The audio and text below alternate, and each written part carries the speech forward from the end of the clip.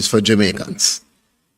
We know for sure that there are sectors like the health sector where we have to have a specific focus on ensuring that we get the right persons here to assist. But it doesn't mean that you don't have Jamaicans who have the qualification. It's just that many of those Jamaicans are gone overseas. So whenever I'm asked that question, I have to hasten to say they're both correct. So yes, in many sectors we have qualified citizens, but the question then is, are they willing, ready, or desirous of taking up those positions in Jamaica?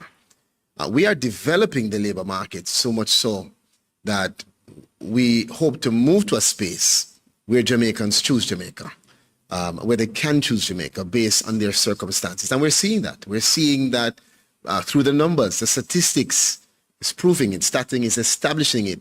We are now at a historic low of 3.5%, never before heard of. We're moving from double digits to 3.5%. That's because of the hard work of Hard Trust NST, the hard work of the Ministry of Industry, the hard work of the Ministry of Labour, and all of us together providing the skills training and the support for youngsters who in the past would have to pay to have access to those skills and then pay to have access to job placement, to get all of that, not just free, but with stipend support.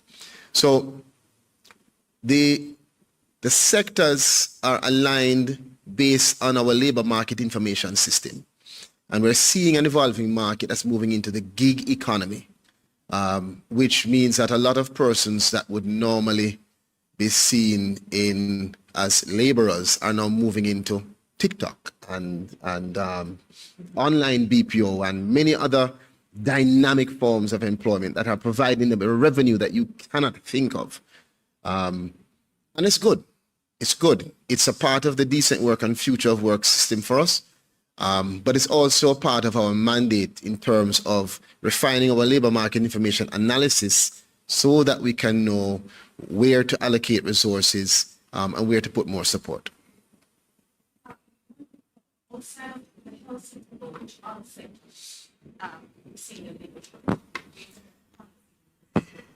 You see, I don't want to say labor shortage, but we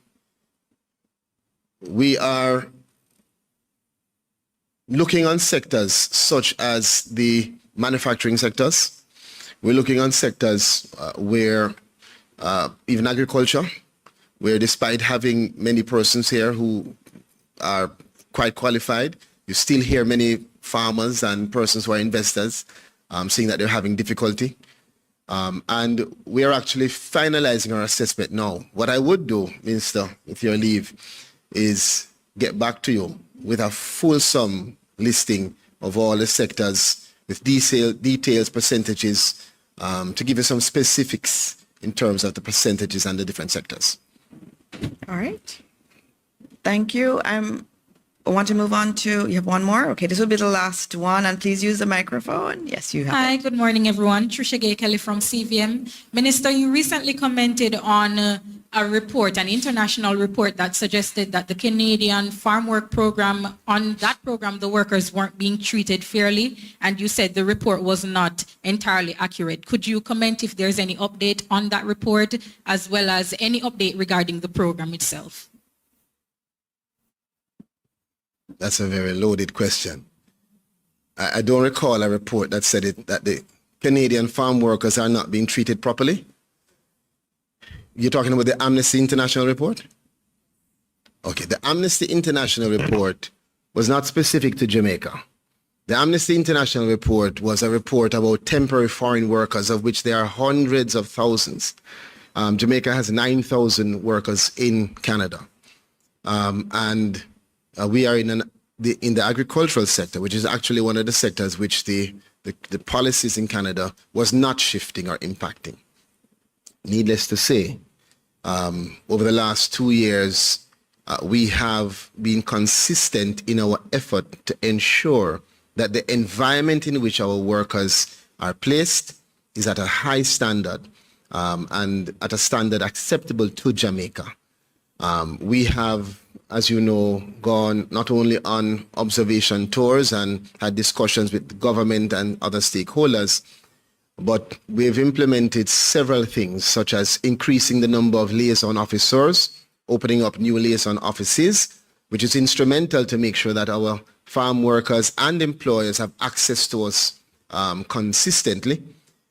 We have implemented the inclusivity and the no one left behind policy here in our recruitment, which has allowed us to start something for the first time, which means that when someone receives a farm work opportunity, comes to us, is interviewed, if they don't get through, they're not just sent back home.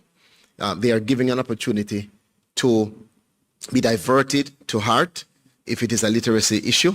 They're given an opportunity to get an entrepreneurship grant if it is that they really don't know anything about farming, such as a young man who, when he was asked about a fork, thought we were talking about knife and fork and not actual agricultural fork.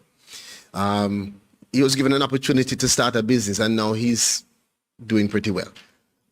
So there's several things that we have done to make sure that Jamaica stands out. That does not mean that you won't have persons, some with an agenda, who speak about the environment not being acceptable. And perhaps that is the case in some circumstances.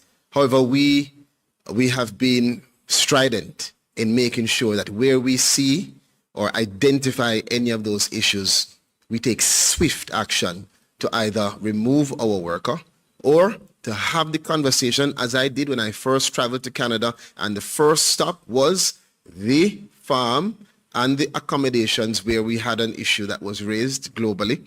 And out of that interaction, we saw significant improvement in the accommodations that has now allowed for us to have additional Jamaican farm workers in that space. Thank you. All right. Thank you very much, Minister. And I know you have to get to Manchester for the roadshow. Good luck with that. We are at 9:49 a.m. and we have Minister Samuda, who will be coming to the podium. Now, I know every time you come, I get messages from people in the diaspora talking about how impressed they are by you, Minister Samuda. So let's see what you have for us this morning. And I saw a drought slide up just a few bits ago, so I'm going to sit down and listen to what you have to say. Thank you. Please welcome Minister Samuda.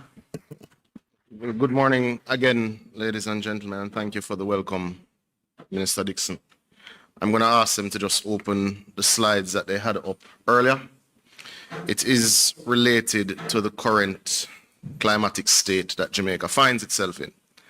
As we know, Jamaica has a bimodal cyclical rainfall cycle. And as we also should know, because the last 3 years has been particularly rough in February, that February is traditionally your driest month of the year.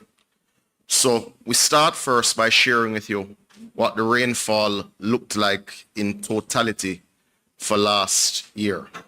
You will notice to the right of your screens that the mean rainfall average, 30-year average, is there. And you can see that for much of the country, we would have received less rainfall than your 30-year average cumulatively.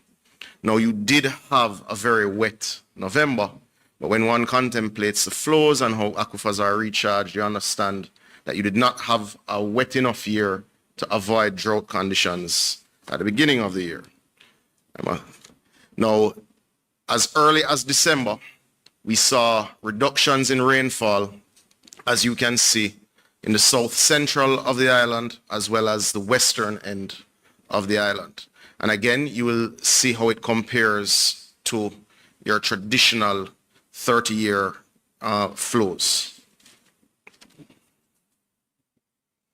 January, you see that we entered into drought conditions. Now, as it was in November, December, and in January, the northeast of the island did indeed get more rain than the rest of the country. Now, that doesn't mean that they don't experience particular challenges, because as we know, many of our surface water sources are plagued by turbidity. Now, what this has created, Also, I bring your attention also to minimum temperatures in January. We've seen significant increases in February, but it would be too early to report on that. But what this has triggered for the National Water Commission is not a national issue, not a national problem, but 23 of our systems are experiencing shortfalls in their water intake, meaning 5% of our water systems are now being regulated. For those of you in the corporate area, you would not yet be experiencing any regulation, as at February 13th, the Hermitage Dam was at 89%, while the Mona Reservoir was at 98%. Now, ladies and gentlemen of the media, certainly who cover PostCab, would recall that this particular presentation was given 7 weeks earlier last year than we've had to give this particular presentation. Now, what this means, ladies and gentlemen, is that there are sections of the country that will require extra interventions. Cabinet has given approval for $150 million to be used for trucking of water, but based on where the situation is, we will immediately allocate 40 million of that 150 to the following areas: Manchester to all of its constituencies, Westmoreland to all of its constituencies, Clarendon to all constituencies, St. Elizabeth to all of its constituencies, and to Portland Eastern and St. Thomas Eastern. Persons may ask why the Northeast would get allocations. It's because their surface water systems suffer heavily from turbidity, so they're already seeing disruptions in their supplies.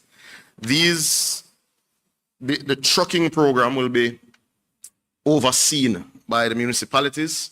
We'll be making those transfers through the Ministry of Local Government from MEGJC this week. This will allow members of Parliament and councils to immediately respond to those most in need, and this is the first of many other steps.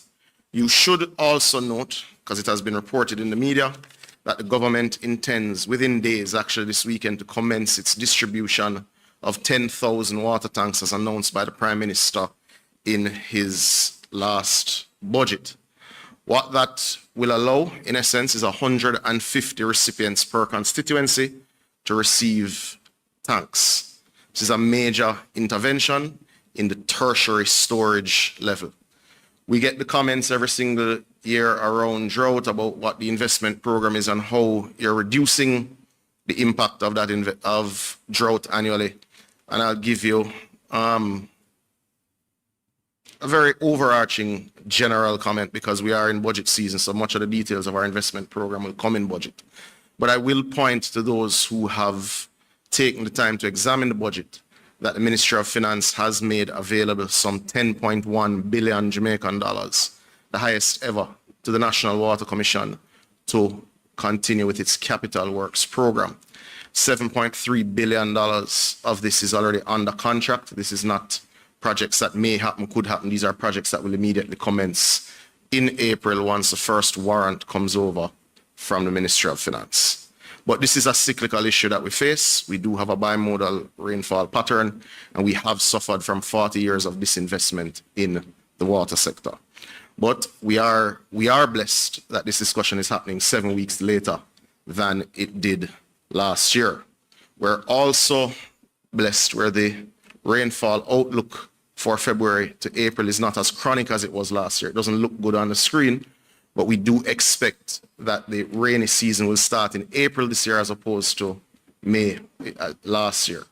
So we will continue to monitor the drought conditions very clearly and very carefully, and we will ask the Met Service and the National Water Commission to come back to PostCab periodically to give you greater detail as the dry season stretches on. That is one update that I have for you this morning. I believe it was important to bring it to your attention. I remind you all of what we would have announced a short while ago related to extension of the amnesty for those persons who are disabled, and we encourage you to check our websites for the details as to how you access that amnesty. So, Minister, that is my update for this morning. Thank you very. Sorry, one other one. Just to note, we are in what is called a meteorological drought, not a hydrological, meaning we're not seeing the impact on our rivers yet. Usually when you get into crisis mode is when you start to see the impact on your rivers. So it's making that distinction. Thank you, Minister. Thank you. All right, Rashid. Who's first? Mahiri, you can go ahead. Morning, Minister Mahiri from Nationwide here. I did note that when Minister Morris Dixon was making the introduction earlier, she described Kevin Carr as the acting president of the NWC. Is there any update you can give us on Mark Barnett and his future with the National Water Commission? Mark Barnett continues on administrative leave, but I expect to be able to provide an update soon. All right, wonderful. And yesterday, Prime Minister Andrew Holness was giving a speech at the launch of Infinity Cooperative Credit Union, and he was making the note that there are certain developments in Jamaica that can't necessarily happen at the snap of a finger, and he mentioned water as one of them. In terms of bringing water to places that have never had it before in the country, is there anywhere right now that the ministry has earmarked as a place that's going to be next on the list of getting water soon? I think you're asking me to go ahead of the Prime Minister's budget speech for March 20th.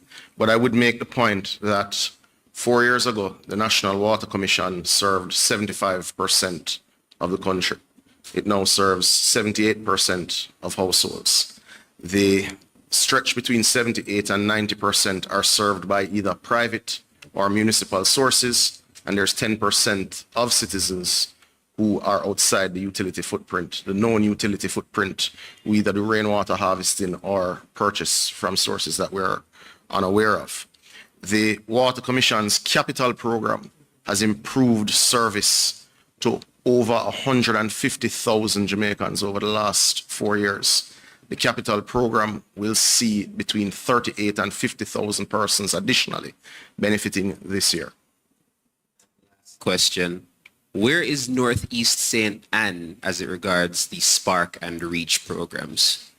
We have used our allocations from the REACH program in terms of the first work order. The second work order is set to commence, I would imagine, in a week or two, because I know the procurement is complete.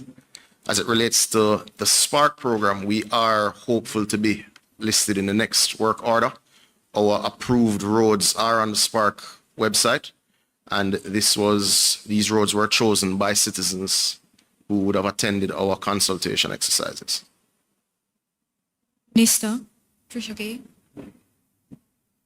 Good morning again. Trisha Gay Kelly from CVM. Minister, last year, Western Jamaica suffered dearly in the dry period. Is there any special initiative for that area or any given area that may suffer this year, or will everyone benefit from a general initiative? Well, you've heard the benefits that they will receive initially from the general initiative, which is our tank program, as well as our trucking program. But the issue in Western Jamaica is like other parts of the country. You have disinvestment for over 40 years. The government would have announced its Western Water Resilience Program, which will target 34 billion Jamaican dollars over the next few years into infrastructure upgrades, primarily changing 67 kilometers of pipeline from the Martha Bray treatment plant into St. James and from the Great River treatment plant into the western end of Negril. But you would also note that last year, significant work was done on NRW, which is non-revenue water leaking pipes in Western Jamaica, to reduce the impact that that was having on their water supply. We've also done upgrades on the Bullstrode system in just outside of Negril and the Logwood system in Hanover, which serves much of Hanover West and Western Westmoreland. Okay, thank you. Hi, good morning, Minister. Zara Burton with 18 Degrees North. In December of 2024, you wrote a letter to the Minister of Finance detailing that the cost of the Rio Cobre water project was going to be growing to US $92 million from US $76 million because the interest rate had ballooned to 15.16% from 9% or 9.5% at a time of declining interest rate.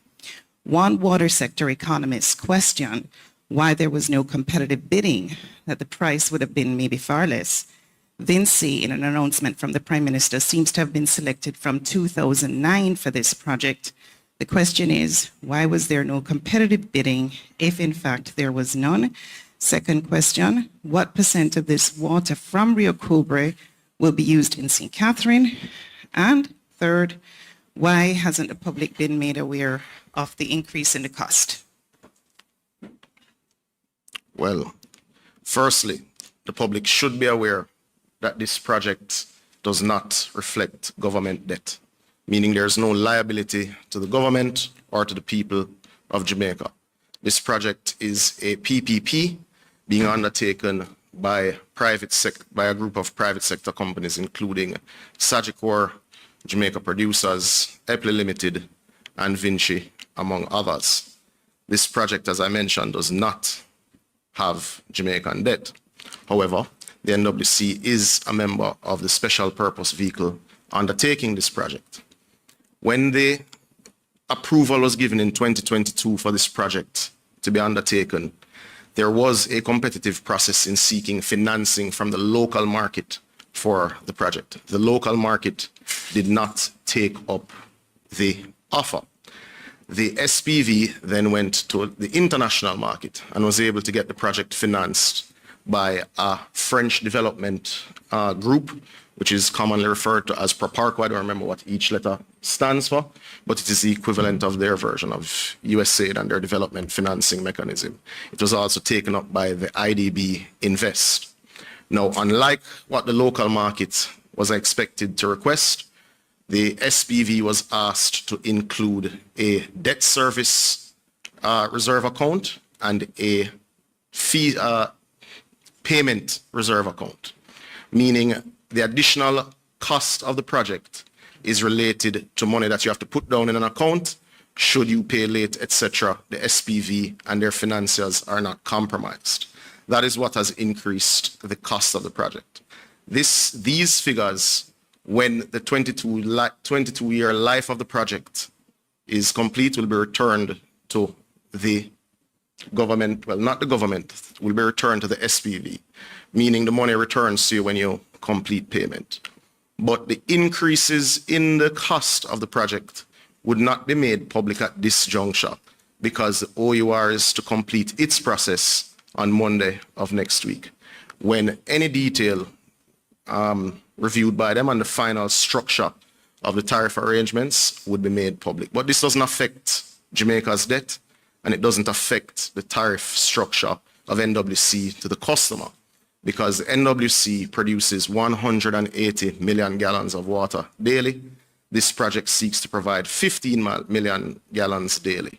That is 8.3% of the total water that we will supply to the system. So this does not affect consumers in any major way. It does not affect your tax burden. It does not also impact you in any major way. The question as to who will get this water. In February 2022, when we would have announced drought mitigation measures, the corporate area was short 12 million gallons daily. And that was after the government, through its investment, had cut leaks in Kingston. And that cut had resulted in Kingston, despite all the development that you would have had between 2016 and 2022, from 55 million gallons to a need of 38 million gallons daily. And you are still short 12 million gallons because of the extreme drought that you would have faced. And this project will supply 15 million gallons to Portmore, to sections of Spanish Town, and to Kingston and St. Andrew. So in essence, it allows development to continue along southern St. Andrew, the Cape Manus project, of course, that corridor from Price Mart to Helsha Heights in Portmore, and I would say the western end of Spanish Town. Now, the system, I can't tell you daily which system will benefit from what volume of the space, because it is not that every day you pull the same volume from each source. So I wouldn't be able to tell you whether Western Spanish Town or Eastern Portmore or Southern St. Andrew will get what. It will be dependent on how the NWC determines whether it rests wells or whether it uses particular sources and that sort of thing. So I wouldn't be able to tell you how much goes into St. Catherine or Kingston. What we can tell you is that the shortfall in drought between Eastern Portmore and Southern St. Andrew will now be non-existent when this project is complete.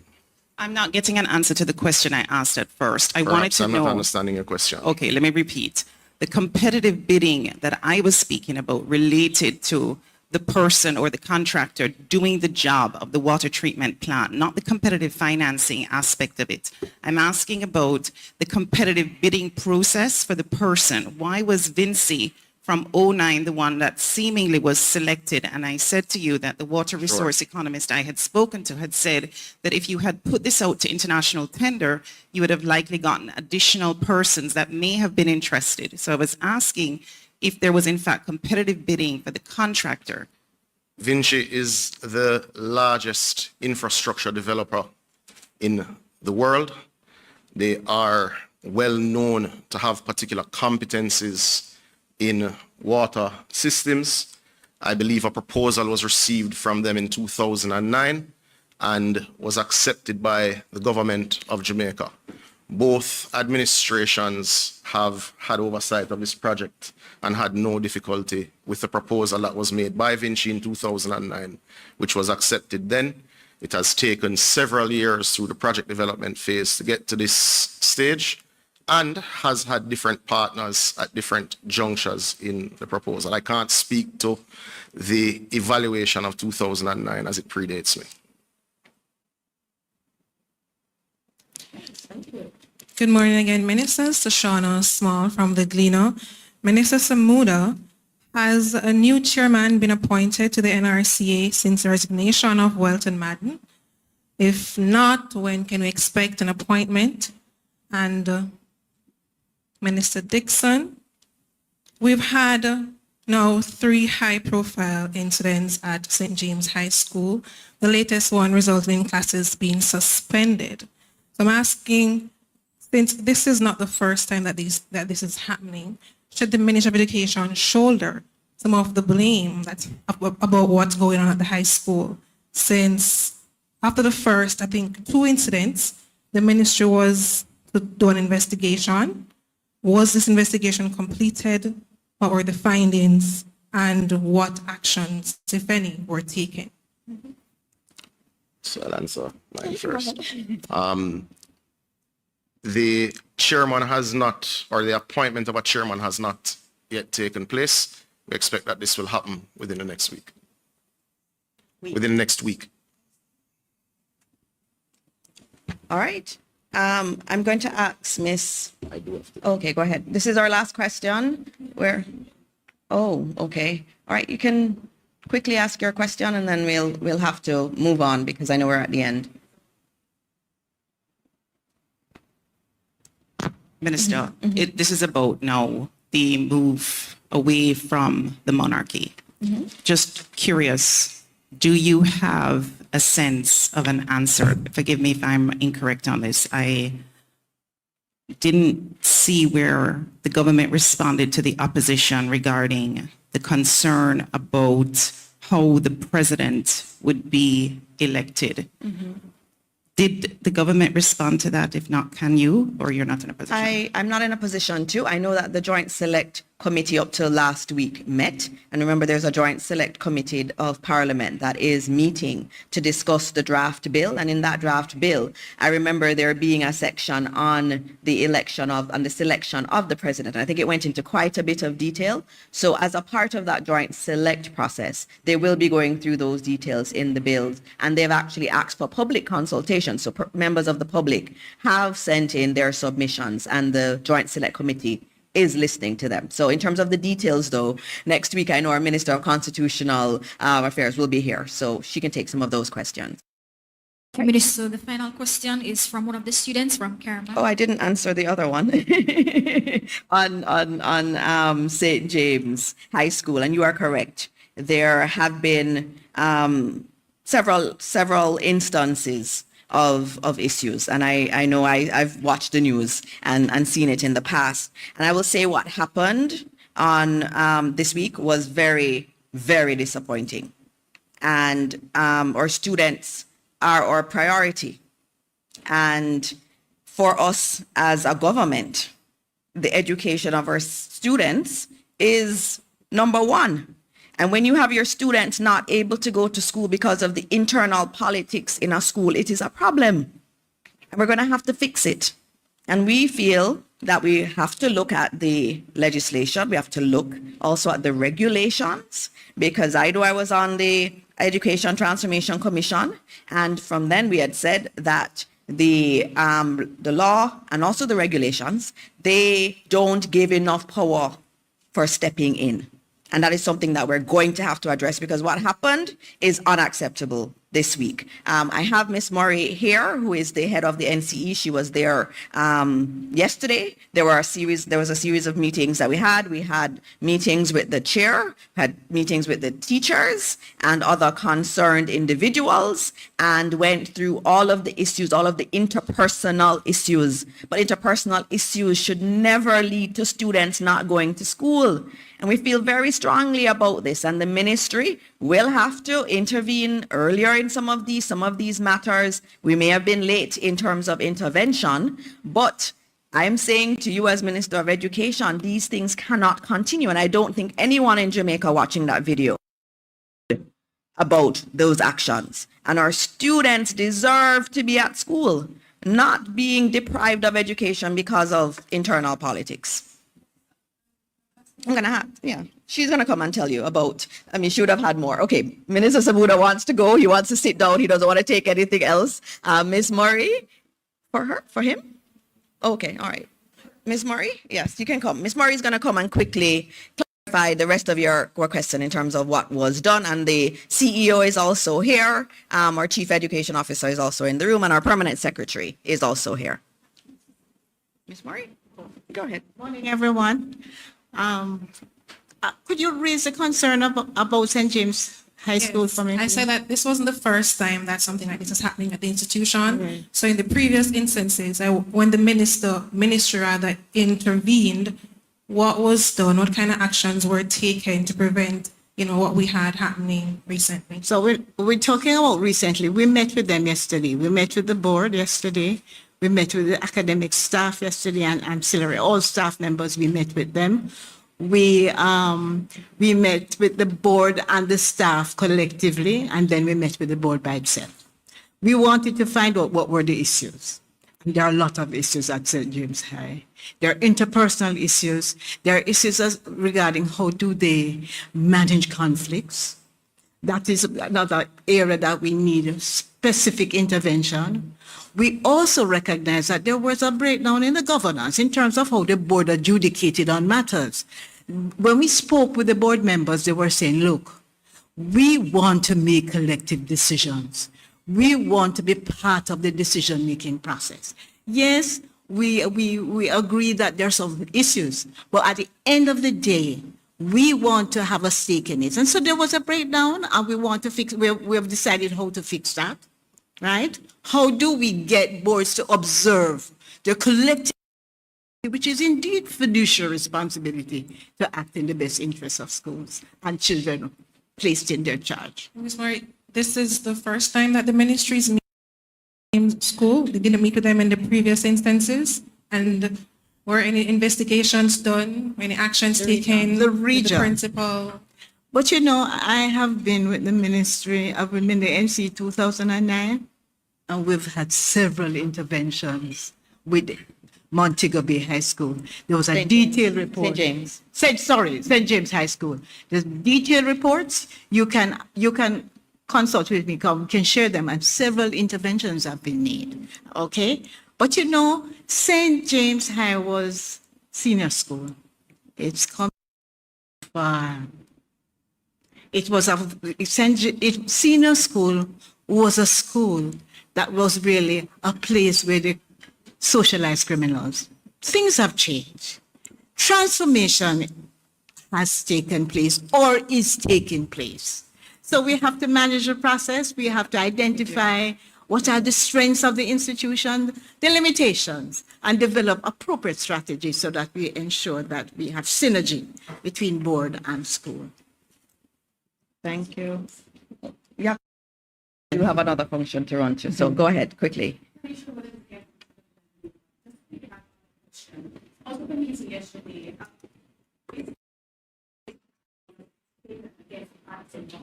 and there seems to be some disparity in what the principal is saying and what the chairman is also saying.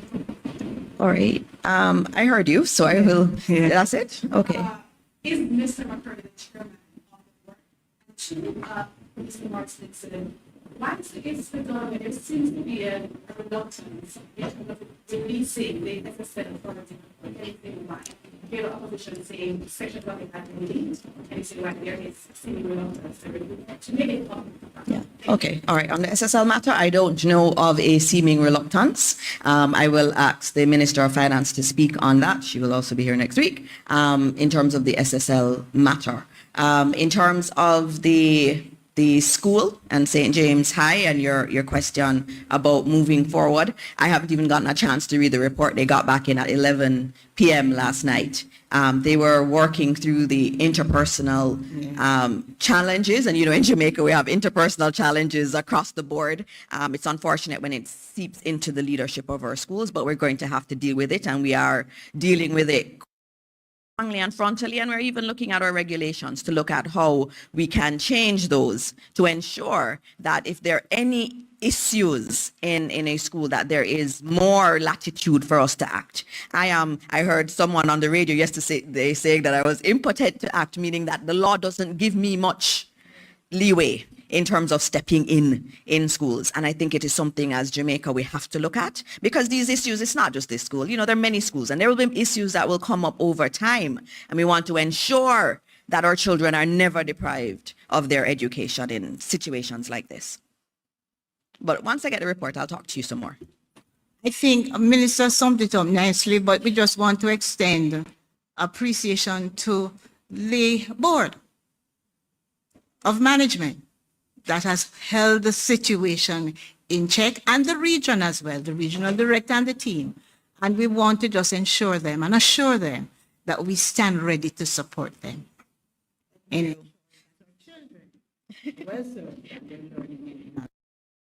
Miss Murray is one of the senior people in our ministry, and she's been there for a long time, and she has been dealing with our boards, and she's working very hard in terms of some of the changes we want to do to the way boards are selected in our schools. And so we're going to be coming in a few weeks to talk about the new selection process for boards. We believe, as did the Patterson report, that that has to be overhauled, and we are working now to make that a reality. So we'll come to you with more on that. As I end, I just note that Friday is Jamaica Day in all our schools across the country. It's also Jamaica Day for everybody. And so we ask you to wear your black, green, and gold on Friday and celebrate our culture. And the theme this year is celebrating Jamaica, steaming towards the future, honing good character. That issue of character is very important, and it's something that we're focused on in the Ministry of Education. And so this brings us to the end of our post-cabinet press briefing for today. We will see you again next time. Next week will be a special one. We're going to be doing it on Tuesday because Wednesday is Ash Wednesday. There'll be several ministers who will be here next week, Tuesday. And as always, I say to you here, to you online, you and God bless Jamaica, land we love. Thank you.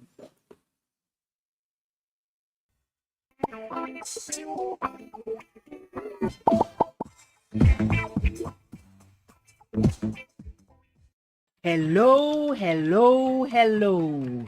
Hello, one and all, short and tall, big and small. I'm so honored that you are choosing to spend time with Amina. Spend time with Amina. Saturdays at 2 p.m. inside the Children's Corner, right here on TVCJ.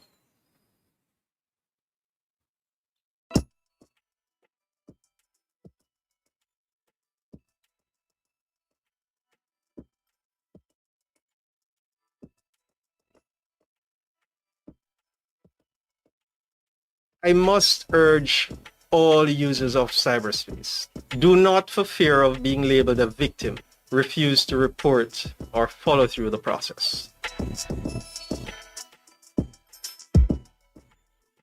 Once you think that there is something wrong, seek advice. And the easiest way to get that advice is to come to Jamaica CERT or to go to the nearest police station. You will not be looked down upon for being a victim of cybercrime because it is a matter of when for us all, not if. To report a cybercrime, call or visit the website of the Jamaica Cyber Incident Response Team or make a report to your nearest police station.